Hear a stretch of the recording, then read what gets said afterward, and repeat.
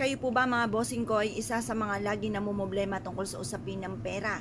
Or kaya kung hindi man kayo namumblema, gusto nyo po na madagdagan pa yung inyo pong pinagkakakitaan ngayon? Kasi mas mainam po yun mga bossing. Kasi base rin po sa aking karanasan, mas maganda may iba ka pang mga pinagkukunan. Kung halimbawa yung isa mahina, yung isa naman mas lalakas. Kaya lang gusto ko sabay-sabay malakas. Kaya lang po mga bossing, may mga pagkakataon talaga na yung isa malakas, isa mahina mga bossing. Pero at least may iba kang pagkukunan kung yung isa ay medyo mahina. Ngayon pa mga bossing, ako po yung may share sa inyo. Para po laging masagana ang pamumuhay, may mga dumarating na swerte na hindi nyo po rin inaasahan. Subukan nyo po ito mga bossing. Harap po kayo sa may silangan. Kumuha kayo ng tissue. Ngayon po, yung tissue ito, ibabasain nyo po sa gripo. Kailangan basa po siya. Pag nabasa na po siya, kumuha kayo mga bossing ko ng 5 piso. Ngayon pa mga bossing, ganyan po yung mga 5 piso ko kasi binabad ko po yun sa asin. Marami po akong mga barya na binababad sa asin or binababad po mga bossing ko sa bawang, kagaya po niyan. Bawang, tapos sinaluan ko siya ng, ano po dito, lemon citrin sa ilalim. Kasi ang lemon citrin for money, lalo na ako kay mananaya. Tapos nilagyan ko siya ng kristal, mga bossing, kung makikita nyo po, kristal, tapos daon ng laurel. May bulak din po siya. Yan yung aking pang-attract ng swerte na nakalagay dito sa may silangan, sa may bintana po namin, mga bossing. Kasi ito pong gawin kong ito, sa may silangan po itong bintana. Diyan ako madalas din na nagla-live sa labas po niyan kapag po ako ay sa umaga mga bossing. Tapos meron akong pang-attract ng ganito mga bossing ko ng pera. Tapos subukan nyo rin po ito. Basahin nyo itong ating tissue. Tapos kumuha kayo ng 5 piso.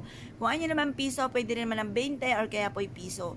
Ngayon pa mga bossing, kasi 5 piso, lalo na kung pera ang nais po ninyo. Diba yung 5 pisong luma ay gold? For abundance po yan mga bossing. Or kaya po yung mga passion na alahas, pwede rin naman po yun na gold. Pagtapos, lagay nyo po siya dito sa basam tissue natin mga bossing.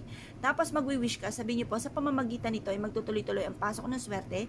Kailanman na hindi na ako mamumblema tungkol sa usapin ng pera, dadaloy na parang tubig na walang hanggan ang swerte sa akin, lalo na sa pera.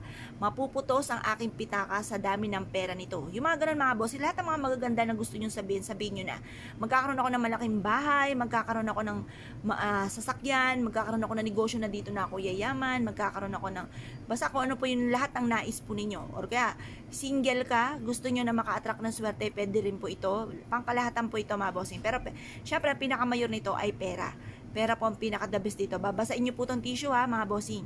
Pagkatapos mga bossing ko, ito po ibibilad nyo lang hanggang alas 8 ng sinag ng araw. Tapos, tutupiin nyo po siya. Pero yung pagbibilad, nakatupi na po itong ating tissue. Ayan, nakabalot na po siya sa basa na tissue. Pagkatapos, ibilad nyo lang po siya sa sinag po ng araw. Pagtapos ng alas 8 ng umaga, kunin nyo siya, basa-basa pa po yan. Tapos, isiksik nyo po ito sa mataas na lugar, mga bossing. Makakatulong po itong ating 5 piso. Tapos, yung basan tissue, kasi yung tissue, di ba, papel din po yan. Nagmula po yan sa kalikasan, swerte po ang dulot po niyan.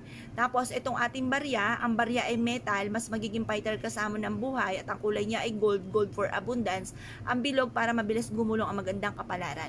The best na meron tayong ganito mga bossing ko. At habang ikay nagwi-wish, naniniwala ka na matutupad lahat ang inyong kahilingan. Yan ang kagandahan sa mga pampaswerte. Nagiging positibo ka sa buhay. Na naniniwala ka kaya mo ito gagawin dahil kayo ay suswertihin. Yun po ang isa sa mga pinaka-the best sa paggawa ng mga pampaswerte. Na mas nagiging positibo sa buhay ang tao na gumagawa nito. Ngayon po mga bossing, kung kayo pinaniwala at nensyo po itong gawin mga bossing, wag na po kayo magpatumpik-tumpik pa. Subukan nyo po ito. Proven po ito na napakaswerte. Kaya kung kayo pinaniwala mga bossing, asya, good luck pa sa inyo po lahat.